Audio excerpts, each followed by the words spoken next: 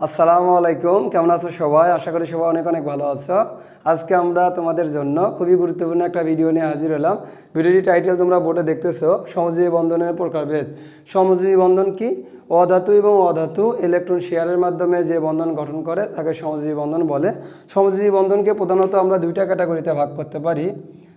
দুটি পরমাণু বন্ধন গঠনে কত জোর ইলেকট্রন শেয়ার করে তার ভিত্তিতে সমজীবী বন্ধন একটা প্রকারভেদ হবে। এবং বি ক্যাটাগরিতে আমরা বলতে পারি অধিক্রমণের ভিত্তিতে সমজীবী বন্ধনকে আমরা একটা প্রকারভেদ করতে পারি। তার মানে সমজীবী বন্ধনকে দুইটা ক্যাটাগরিতে ভাগ করা যায়। এ ক্যাটাগরি দুটি পরমাণু বন্ধন গঠনে কত জোর ইলেকট্রন শেয়ার করে এবং অধিক্রমণের ভিত্তিতে। তা দুটি পরমাণু বন্ধন গঠনে কত জোর ইলেকট্রন শেয়ার করে তার ভিত্তিতে সমজীবী বন্ধন তিন ধরনের: একক সমযোজী বন্ধন, দ্বি সমযোজী বন্ধন এবং আরেকটাকে আমরা বলতে পারি ত্রি-সমযোজী বন্ধন। আমরা দেখো হাইড্রোজেন এবং হাইড্রোজেন পরমাণুর মাঝখানে এরকম আমরা একটা শর্ট লাইন দিই। শর্ট লাইন দ্বারা সাধারণত আমরা যে কোনো বন্ধন বোঝাই এবং আমরা সবসময় মনে রাখবো যে কোনো একটা বন্ধন অলওয়েজ দুইটা ইলেকট্রন নিয়ে গঠিত হয়, অর্থাৎ a single bond always formation of two electrons. তাহলে হাইড্রোজেন এবং হাইড্রোজেন মানে H2 অণুর ক্ষেত্রে, হাইড্রোজেন গ্যাসের ক্ষেত্রে দুইটা হাইড্রোজেন যে পরমাণু আছে, তাহলে হাইড্রোজেনের একটা ইলেকট্রন আর একটা হাইড্রোজেন পরমাণু আর একটা ইলেকট্রন দিয়ে এরকম একটা একক বন্ধন গঠন করেছে। তা আমরা বললাম দুটি পরমাণু বন্ধন গঠনে কত জোর ইলেকট্রন শেয়ার করেছে। তাহলে হাইড্রোজেনের একটা ইলেকট্রন, সাপোজ এ ইলেকট্রনটা আর একটা হাইড্রোজেনের পরমাণু ইলেকট্রন, তার মানে যে কোনো একটা একক বন্ধনে একটি বন্ধন জোর ইলেকট্রন আছে। তা বললাম কত জোর, তার মানে এখানে এক জোর ইলেকট্রন আছে। সুতরাং এটাকে আমরা বলতে পারি একক সমযোজী বন্ধন। দ্বি সমযোজী বন্ধন কি? যেমন অক্সিজেন পরমাণু এবং আর একটা অক্সিজেন পরমাণুর মাঝে আমরা ডাবল বন্ধন দিয়ে O2 লিখি, অক্সিজেন গ্যাস। তাহলে অক্সিজেনের দুইটা ইলেকট্রন আর একটা অক্সিজেন পরমাণু দুইটা ইলেকট্রন দিয়ে তাহলে দুইটা এখানে সমযোজী বন্ধন গঠন করেছে। তার মানে এখানে দুই জোড়া ইলেকট্রন আছে। দুই জোড়া ইলেকট্রন মানে কিন্তু চারটি ইলেকট্রন, কারণ এক জোড়া ইলেকট্রন মানে দুইটি ইলেকট্রন নিয়ে এক জোড় গঠিত হয়। তার মানে এখানে দুই জোড় ইলেকট্রন আছে বা দুই জোড়া ইলেকট্রন আছে, যেটাই বলো। তার মানে অক্সিজেন পরমাণুতে এখানে চারটা ইলেকট্রন আছে, দুই জোড়া ইলেকট্রন দিয়ে দ্বি সমযোজী বন্ধন গঠন করেছে। নাইট্রোজেনের ক্ষেত্রে আমরা দেখব দুইটা নাইট্রোজেন পরমাণুর মাঝখানে আমরা এরকম ট্রিপল বন্ধন দিই, দিয়ে আমরা এরকম নাইট্রোজেন গ্যাস লিখি। তাহলে নাইট্রোজেন এবং নাইট্রোজেনের মধ্যে তাহলে তিনটা বন্ধন হচ্ছে। তার মানে এখানে কতটা ইলেকট্রন শেয়ার করেছে? এই নাইট্রোজেন পরমাণু তিনটি ইলেকট্রন, এই নাইট্রোজেন পরমাণু তিনটি ইলেকট্রন নিয়ে এখানে ছয়টা ইলেকট্রন আছে। তার মানে তিন জোড়া ইলেকট্রন নিয়ে এখানে ত্রি-সমযোজী বন্ধন গঠন করেছে। এই ডাবল বন্ধন থেকে হয়তো বা তোমরা অনেকে ভুল করতে পারো। তাহলে কত জোড়া ইলেকট্রন শেয়ার করতেছে? সমযোজী বন্ধন তিন ধরনের: একক সমযোজী বন্ধন, দ্বি সমযোজী বন্ধন, ত্রি-সমযোজী বন্ধন। আশা করি আমরা সমযোজী বন্ধনের ইলেকট্রন শেয়ারের ভিত্তিতে সমযোজী বন্ধন তিন ধরনের আমরা বুঝতে পেরেছি। অধিক্রমণের ভিত্তিতে সমযোজী বন্ধন দুই ধরনের, একটাকে বলে সিগমা বন্ধন এবং আর একটাকে বলে পাই বন্ধন। তাহলে সিগমা সমযোজী বন্ধন আর একটা বলা হয় পাই সমযোজী বন্ধন। সিগমা বন্ধন কি? আমরা বলি সামনাসামনি অধিক্রমণের মাধ্যমে, সামনাসামনি অধিক্রমণের মাধ্যমে যে সমযোজী বন্ধন গঠিত হয় তাকে বলা হয় সিগমা বন্ধন। পাশাপাশি অধিক্রমণের মাধ্যমে যে সমযোজী বন্ধন গঠিত হয় তাকে বলা হয় পাই বন্ধন। এখন আমরা অধিক্রমণ কি এবং সিগমা বন্ধন পাই বন্ধন নিয়ে এখন আমরা ডিটেলস আলোচনা করব। চলো তাহলে অধিক্রমণ কি আমি বুঝিয়ে দিই। অধিক্রমণ নিয়ে কিন্তু আমি ডিটেলস একটা ভিডিও করেছি, তোমরা এই ভিডিওর ডিসক্রিপশনে দেখতে পারো। আমি জাস্ট শুধু এক লাইনে তোমাকে একটু বুঝিয়ে দেবো যে অধিক্রমণ বলতে আমরা কি বুঝিয়েছি। সাপোজ এটা যে কোনো একটা অরবিটাল, এটা অন্য একটা পরমাণুর অরবিটাল। তাহলে দুটা অরবিটাল যখন পাশাপাশি আসবে তখন তাদের মাঝখানে এই যে একটা ইন্টারেকশন, ইন্টারেকশন মানে আমরা আসলে খাঁটি বাংলায় যদি বলি যোগাযোগ বা আমরা বলতে পারি উপরিস্থাপন। তার মানে কি? অধিক্রমণ বলতে আমরা কি বুঝাচ্ছি? কোনো একটা পরমাণুর যোজ্যতা স্তরের যে অযুগ্ম ইলেকট্রন আছে অর্থাৎ যোজনীয় অরবিটাল, তাই এটা একটা যোজনীয় অরবিটাল, আর একটা পরমাণুর এটা একটা যোজনীয় অরবিটাল।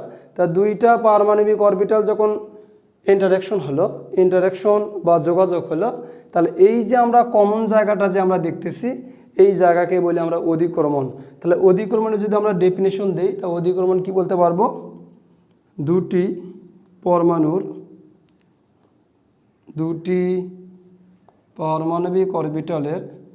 পারমাণবিক অরবিটালের পারস্পরিক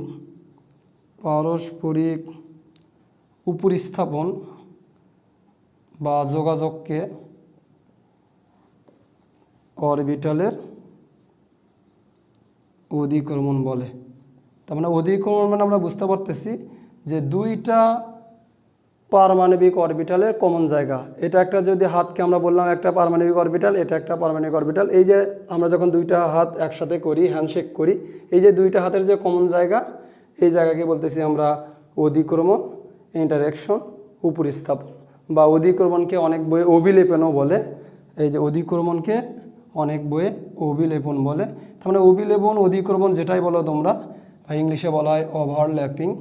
তার মানে ওভারল্যাপিং মানে আমরা বুঝতেছি যে দুইটি পারমাণবিক অরবিটালে ধাক্কা খেয়ে এক হয়ে যাওয়া, অর্থাৎ কমন জায়গাটার নাম হচ্ছে অধিক্রমণ। সেই অধিক্রমণের ভিত্তিতে আমরা বললাম সমযোজী বন্ধন দুই ধরনের, একটা বলি আমরা সিগমা বন্ধন, একটা বলি আমরা পাই বন্ধন। তাহলে আমি ওখানে সংক্ষেপে লিখলাম যে সামনাসামনি অধিক্রমণ হলে আমরা বলি সিগমা বন্ধন, পাশাপাশি অধিক্রমণ বললে আমরা বলি পাই বন্ধন।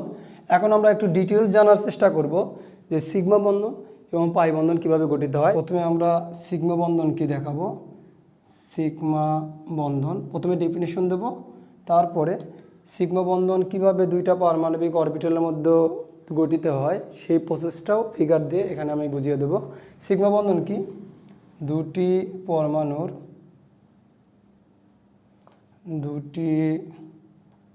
পারমাণবিক অরবিটালের অযুগ্ম ইলেকট্রন মানে সিঙ্গেল ইলেকট্রন, জোড় নয়, অযুগ্ম ইলেকট্রন একই অক্ষ বরাবর মুখোমুখি, ইংলিশে বলা হয় হেড টু হেড ওভারল্যাপ। তাহলে মুখোমুখি অধিক্রমণের মাধ্যমে যে সমযোজী বন্ধন গঠিত হয় তাকে সিগমা বন্ধন বলা হয়। তাহলে দুটি পারমাণবিক অরবিটালের দুটি পরমাণু, সেটা একই টাইপেরও হতে পারে বা ভিন্ন দুটা পরমাণু হতে পারে। দুটি একই বা ভিন্ন পরমাণুর দুটি পারমাণবিক অরবিটালের অযুগ্ম ইলেকট্রন একই অক্ষ বরাবর মুখোমুখি সামনাসামনি অধিক্রমণের মাধ্যমে যে সমযোজী বন্ধন গঠিত হয় তাকে সিগমা বন্ধন বলা হয়। বিভিন্ন পারমাণবিক অরবিটালে অধিক্রমণের মাধ্যমে সিগমা বন্ধন গঠিত হতে পারে, যেমন এস অধিক্রমণের মাধ্যমে, এসপি অধিক্রমণের মাধ্যমে, পিপি অধিক্রমণের মাধ্যমে সিগমা বন্ধন গঠিত হতে পারে। আমি ডায়াগ্রাম দিয়ে বুঝিয়ে দিচ্ছি। সাপোজ এটা একটা এস অরবিটাল, আমরা জানি এস অরবিটাল গোলাকার, আর একটা এস অরবিটাল। তাহলে দুইটা এস অরবিটাল যখন পাশাপাশি আসবে তখন যদি দুইটা অরবিটালের মধ্যে ইন্টারেকশন হয়, ইন্টারেকশন মানে যোগাযোগ বা উপরিস্থাপন বা দুইটা পারমাণবিক অরবিটাল কমন জায়গা বা এক হয়ে যাওয়া, তাহলে এটা একটা এস অরবিটাল, এটা একটা এস অরবিটাল, দুটো পরমাণু একই হতে পারে বা দুটো পরমাণু ভিন্ন থেকে এস অরবিটাল আসতে পারে। তাহলে দুটি পারমাণবিক অরবিটাল, এগুলো হচ্ছে পারমাণবিক অরবিটাল, যখন তারা একত্রিত হয়ে মুখোমুখি অধিক্রমণের মাধ্যমে এখানে একটা বন্ধন গঠন করতেছে, এই বন্ধনকে বলি আমরা সিগমা বন্ধন। এইটাকে আমরা চাইলে এভাবেও দেখাতে পারি।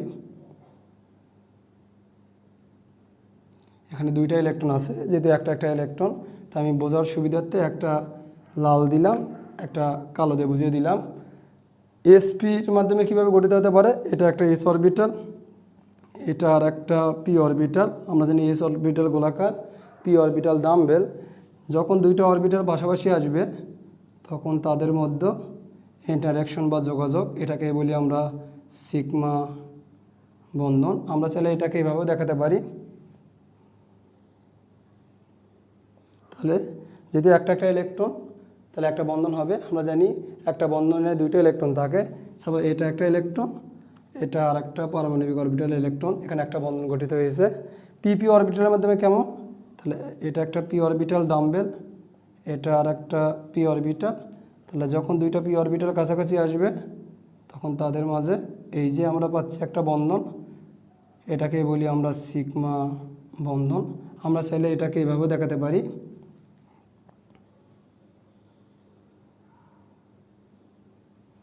তাহলে এখানে দুইটা ইলেকট্রন আছে, একটা ইলেকট্রনকে আমরা ইন্ডিকেট করার জন্য রেড পেন দিয়ে লিখলাম আর একটা ব্ল্যাক পেন দিয়ে লিখলাম। তাহলে এই যে দেখো, এইটা দেখতেছি আমরা এই দিক ডিরেকশন হচ্ছে না, এইটা ডিরেকশনও কি এই দিক, তার মানে এটা কি সামনাসামনি না। তো আমরা এটাই বললাম, যখন সামনাসামনি অধিক্রমণ হবে, মুখোমুখি অধিক্রমণ হবে, হেড টু হেড অধিক্রমণ হবে, সেইটাকে আমরা বলবো সিগমা বন্ধন। তাহলে এখানে যে আমি প্রসেসগুলো লিখেছি প্রত্যেকটাই দেখো সামনাসামনি আসতেছে প্রত্যেকটাই, তার মানে এগুলো প্রতিটাই হচ্ছে কি সিগমা বন্ধন। এখন আমাদের এই যে সিগমা বন্ধনের যে শক্তিশালিতা, এই সিগমা বন্ধনের শক্তিশালিতা মূলত এই অধিক্রমণকে অনেকে অভিলেপন বলে, এই অধিক্রমণের মাত্রার উপর নির্ভর করে। অর্থাৎ অধিক্রমণের মাত্রা যত বেশি হবে, দুইটা পারমাণবিক অরবিটালে অধিক্রমণের মাত্রা যত বেশি হবে, এখানে যে গঠিত সমজীবী বন্ধন, এই সমজীবী বন্ধন তত বেশি শক্তিশালী ও দৃঢ় হবে। মনে থাকবে, তাহলে অধিক্রমণের মাত্রা যত বেশি, সিগমা বন্ধন তত বেশি শক্তিশালী বা তত বেশি দৃঢ় হবে। এখন তিনভাবে আমি এখানে দেখালাম সিগমা বন্ধন গঠিত হবে। এখন যদি তোমাকে প্রশ্ন জিজ্ঞেস করি যে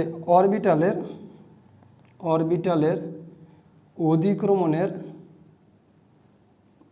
অধিক্রমণের শক্তিশালী ও দৃঢ়তার ক্রম কোনটা হবে, অর্থাৎ এই তিনটা অরবিটালের মধ্যে কোনটাতে অধিক্রমণ মাত্রা বেশি হবে।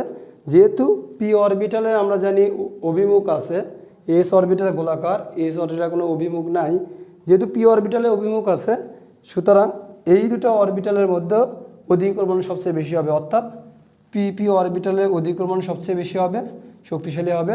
তারপরে হবে এসপি অরবিটাল, সবার শেষে হবে এস অরবিটাল। কেন এস অরবিটালে অধিক্রমণ কম হবে, কারণ এস অরবিটাল গোলাকার, আর গোলাকার জিনিসের কোনো অভিমুখ নেই। এটার অভিমুখ মূলত পি অরবিটালের উপর নির্ভর করবে। যদি এস এর অভিমুখ নেই, পির আছে, সুতরাং পির অভিমুখী এসপির অভিমুখ নির্ধারণ করবে।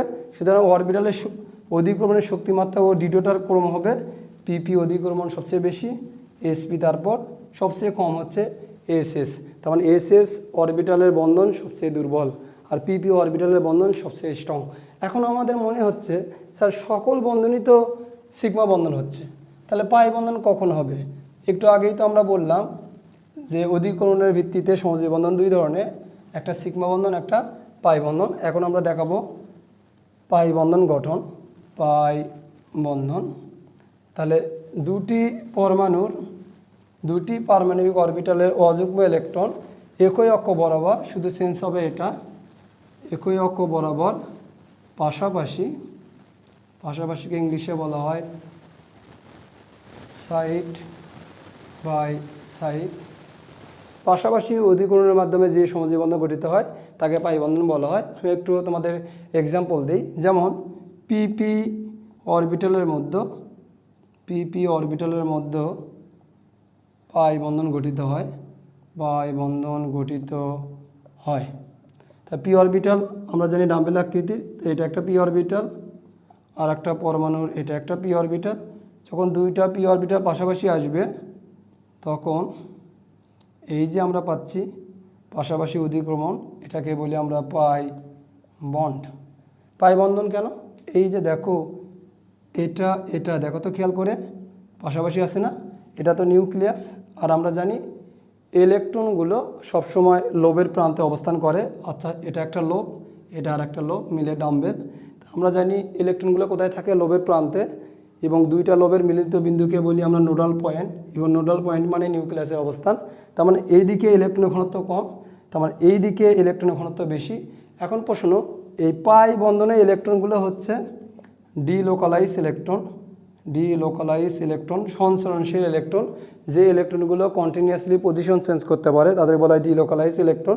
যেহেতু ডিলোকালাইজ ইলেকট্রন, এই ইলেকট্রনগুলো লোবের এই প্রান্তেও থাকতে পারে, তারা এই প্রান্তেও থাকতে পারে। যেহেতু দুই প্রান্তেই থাকতে পারে, এই জন্য আমরা দুই সাইডে দেখে পাই বন্ধন দেখাইছি। অনেকে কিছু জিজ্ঞেস করি এখানে পাই বন্ধন কয়টা, অনেকে মনে করে দুইটা, না, এটা মানে একটা ইলেকট্রন, এটা মানে একটা ইলেকট্রন, দুইটা ইলেকট্রন নিয়ে কিন্তু একটা বন্ধন হয়। সেই গঠিত বন্ধনটা উপরেও হতে পারে বা কিছুক্ষণ পর নিচেও হতে পারে, কারণ পাই বন্ধনের ইলেকট্রনগুলো হচ্ছে ডিলোকালাইজ ইলেকট্রন। আশা করি তোমরা বুঝতে পারছো। দেখো এটা সমান্তরালভাবেই কিন্তু আছে। তা এখন এই যে আমি এখানে ফিগারটা দেখালাম পাই বন্ধন, এই পাই বন্ধনের ফিগারটা এমনিতেই ঠিক আছে, কিন্তু এই পাই বন্ধনের যৌগের গঠনটা কিন্তু এক্স্যাক্টলি ঠিক নাই। কেন নাই? মনে রাখবা, কখনোই সিগমা বন্ধন ছাড়া পাই বন্ধন গঠিত হবে না। অর্থাৎ কোনো একটা যদি সবুজ বন্ধন গঠিত হয়, অবশ্যই সেখানে আগে সিগমা বন্ধন গঠিত হবে, তারপরে সুযোগ থাকলে অযুগ্ম ইলেকট্রন যদি একাধিক থাকে তাহলে সেখানে পাই বন্ধন একাধিক গঠিত হতে পারে। যেহেতু এখানে কোনো সিগমা বন্ধন গঠিত হয়নি, তার মানে এক্স্যাক্টলি এটা পাই বন্ধন গঠন দেখানোটা ঠিক হয়নি। এমনি আমাদের বোঝানোর সুবিধার্থে ঠিক আছে যে পাশাপাশি উদ্দীপন হয়েছে পাই বন্ধন। এখন আমরা এক্স্যাক্টলি দেখাবো যে কখন কিভাবে পাই বন্ধন গঠিত হয়। যেহেতু আমি বললাম যে পাই বন্ধন কখনো একা একা গঠিত হয় না, পাই বন্ধন সবসময় যৌগের মধ্যে হয়। আগে হবে সিগমা বন্ধন, তারপর সুযোগ থাকলে পাই বন্ধন। তাহলে আমি পুরো জিনিসটাকে দুইটা উদাহরণের মাধ্যমে তোমাদের ক্লিয়ার করে দিচ্ছি, চিন্তা করার কারণ নাই। সাপোজ আমি বললাম F2 ও O2 অণুতে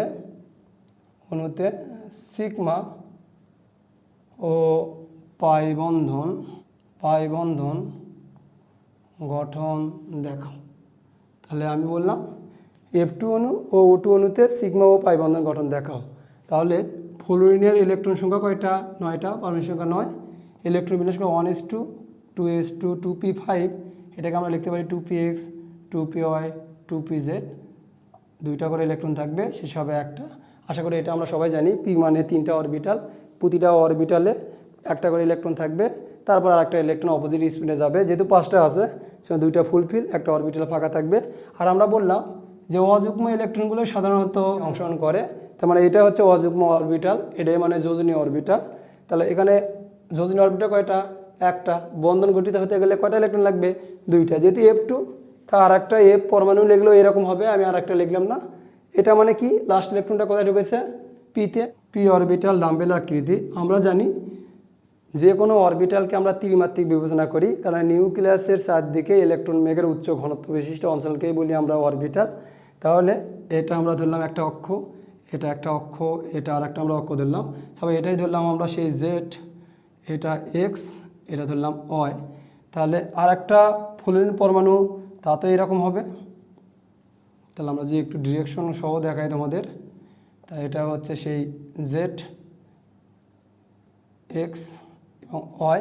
তাহলে দেখো খেয়াল করে, তাহলে এটা হচ্ছে 2py, এটা আর একটা 2py। তাহলে দুইটা যখন একত্রিত হবে তাদের মধ্যে কীভাবে গঠিত হবে?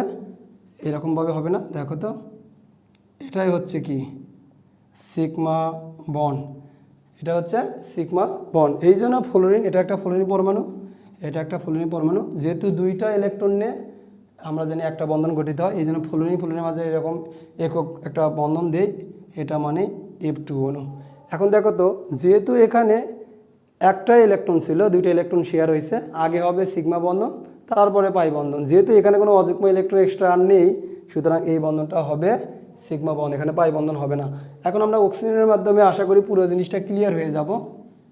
অক্সিজেন অণুতে আমরা দুইটা অক্সিজেন পরমাণুর আগে ইলেকট্রন বিন্যাস করি, একটার ইলেকট্রন বিন্যাস করলে হবে পারমাণবিক সংখ্যা 8, 1s2 2s2 2px 2py 2pz। যেহেতু আমরা জানি লাস্টের 4টা ইলেকট্রন আছে, আগে একটা করে যাবে, তার মানে এই দুটো হচ্ছে আমাদের যোজনী অরবিটাল। তাহলে দুইটা অযুগ্ম ইলেকট্রন দুইটা অরবিটালের সাথে ইলেকট্রন শেয়ার করবে। আমরা যদি একটু ডায়াগ্রাম ড্র করি, এটা হচ্ছে পি অরবিটাল, এটাকে আমরা ধরলাম 2py ডিরেকশন, এবং আর একটা হবে সেটাকে আমরা এখানে লিখলাম, এটাকে আমরা ধরলাম 2pz ডিরেকশন। এখন দেখো তো আরেকটা যদি হয়, তো এটা আমরা ধরলাম 2py, এটাকে আমরা ধরলাম 2pz, তার মানে এটা 2px। এখন দেখো খেয়াল করে, তার মানে এটা এবং এটার মাঝে একটা অধিক্রমণ হবে এরকম, এটার মাঝে একটা অধিক্রমণ হবে, এবং এই যে এখানে একটা আছে, এটাকে আমি রেড পেন দিয়ে দেখাই তোমাদের বোঝার সুবিধার্থে। দেখো তো এদের মধ্যে কিভাবে হবে, এরা পাশাপাশি আছে না, দেখো তো খেয়াল করে। তা আমরা বললাম যে শুধুমাত্র সিগমা বন্ধন একটাই হতে পারে, যেহেতু সামনাসামনি এটা হচ্ছে সেই আমাদের সিগমা বন্ড। এই যে পাশাপাশি আমরা বললাম অযুগ্ম ইলেকট্রন যদি একাধিক থাকে তাহলে তাদের মধ্যে একাধিক পাই বন্ধন হতে পারে, তাহলে এদের মধ্যে হচ্ছে পাই বন্ড। যেহেতু পাশাপাশি আছে, খুবই দুর্বল প্রকৃতির বন্ধন, পাই বন্ধন হচ্ছে খুবই দুর্বল, তার মানে সিগমা বন্ধন স্ট্রং, পাই বন্ধন হচ্ছে উইক। তার মানে অক্সিজেনের মাঝখানে, এটা মানে আমরা যে অক্সিজেন ডাবল বন্ড অক্সিজেন দিই, তার মানে ডাবল বন্ধনের মধ্যেও একটা হচ্ছে সিগমা বন্ধন, একটা হচ্ছে পাই বন্ধন। তাহলে আমরা যদি ট্রিপল বন্ড দিতাম, নাইট্রোজেন নাইট্রোজেনের মাঝে আমরা ট্রিপল বন্ড দিই, তাহলে একটা হচ্ছে সিগমা বন্ড এবং দুইটা হচ্ছে পাই বন্ড। আশা করি আমরা বুঝতে পারছি যে কোনো একক বন্ধন মানে সিগমা বন্ধন, ডাবল বন্ধন ট্রিপল বন্ধন থাকলে সেখানে পাই বন্ধন থাকবে। ডাবল বন্ধনে একটা সিগমা একটা পাই, ট্রিপল বন্ধনে একটা সিগমা দুইটা পাই। আশা করি তোমরা বুঝতে পারছো। এখন সিগমা এবং পাই বন্ধনের বৈশিষ্ট্য কি? সিগমা এবং পাই বন্ধনের বৈশিষ্ট্য, যেহেতু আমরা দেখলাম পিপি অরবিটাল সিগমা বন্ধন হচ্ছে, পাই বন্ধন হচ্ছে, এটা একটু মনে রাখতে হবে। পিপি অরবিটাল সিগমা বন্ধন হয় এবং পাই বন্ধনও গঠিত হতে পারে। এখন সিগমা বন্ধনের বৈশিষ্ট্য কি? সিগমা বন্ধনের বৈশিষ্ট্য আশা করি একটা বুঝতে পারলে আর একটা বৈশিষ্ট্য বলার দরকার নেই, এমনি পারা যাবে। তারপরে পাশাপাশি আমি লিখলাম পাই বন্ধনের বৈশিষ্ট্য। অনেকগুলো বৈশিষ্ট্য বলা যায়, স্পেশালি আমাদের যেগুলো খুবই ইম্পর্ট্যান্ট সেই বৈশিষ্ট্যগুলো বলি। দুটি এসএস, দুটি এসপি, দুটি পিপি অরবিটালের মধ্যে সিগমা বন্ধন গঠিত হয়। আর পাই বন্ধন কার মধ্যে হয়? দুটি পিপি অরবিটালের মধ্যে পাই বন্ধন গঠিত হয়। যেহেতু সিগমা বন্ধন সামনাসামনি অধিকরণের মাধ্যমে হয়, সুতরাং সিগমা বন্ধন শক্তিশালী ও দৃঢ় হয়। তাহলে সিগমা বন্ধন সামনাসামনি অধিকরণের ফলে হয়, সিগমা বন্ধন শক্তিশালী বা দৃঢ় হয়। যেহেতু পাই বন্ধন পাশাপাশি অধিকরণের মাধ্যমে হয়, সুতরাং পাই বন্ধন অপেক্ষাকৃত দুর্বল হয়। তাহলে সিগমা বন্ধন স্ট্রং, পাই বন্ধন দুর্বল। যেহেতু সিগমা বন্ধন স্ট্রং, সুতরাং সিগমা বন্ধনের যে সমযোজী যৌগগুলো তারা সাধারণত সহজে বিক্রিয়া করতে চায় না। তার মানে সিগমা সমযোজী যৌগগুলো অপেক্ষাকৃত কম সক্রিয়। যেহেতু সিগমা বন্ধন স্ট্রং, সুতরাং সিগমা বন্ধন ভাঙতে অনেক বেশি তাপ দিতে হবে, সুতরাং সিগমা বন্ধনের সমযোজী যৌগগুলো সহজে বিক্রিয়া করতে চায় না। এই যে সিগমা বন্ধনের যৌগগুলো অপেক্ষাকৃত কম সক্রিয়। পাই বন্ধন হচ্ছে উইক বন্ড, এবং পাই বন্ধনের যে ইলেকট্রনগুলো এগুলো হচ্ছে ডিলোকালাইজ ইলেকট্রন, তারা চলাচল করতে পারে, সুতরাং কম তাপে তাদের মধ্যে বন্ধন ভেঙে যায় এবং তারা সহজে বিক্রিয়া করতে পারে। এই জন্য আমরা বলতে পারবো পাই সমযোজী যৌগগুলো অপেক্ষাকৃত অধিক সক্রিয়, অর্থাৎ তারা সহজে বিক্রিয়া করবে। এটা হচ্ছে কম সক্রিয়, এটা হচ্ছে অধিক সক্রিয়। এছাড়াও বলা যায় এস অরবিটাল কখনো পাই বন্ধন গঠন করতে পারে না, যেহেতু এস অরবিটাল গোলাকার বস্তুর কখনো পাশে বললে কিছু নেই, সুতরাং এস অরবিটাল শুধুমাত্র সিগমা বন্ধন গঠন করতে পারে এবং সিগমা বন্ধনে অংশগ্রহণকারী পরমাণুগুলোর মুক্ত ঘূর্ণন সম্ভব, পাই বন্ধনে অংশগ্রহণকারী পরমাণুগুলোর মুক্ত ঘূর্ণন সম্ভব নয়। এছাড়াও যে কোনো অণুর জ্যামিতিক গঠন অণুর মধ্যে উপস্থিত সিগমা বন্ধন দ্বারা নিয়ন্ত্রিত হয় এবং পাই বন্ধন দ্বারা কখনোই অণুর আকৃতি নির্ধারিত হয় না। তাহলে আমরা এখানে আমি বিভিন্ন ধরনের বৈশিষ্ট্য বললাম, এই বৈশিষ্ট্যগুলোই তোমরা পার্থক্য আকারে লিখতে পারবা। আশা করছি সিগমা বন্ধন এবং পাই বন্ধন নিয়ে তোমরা একটা ক্লিয়ার কনসেপ্ট পেয়েছো।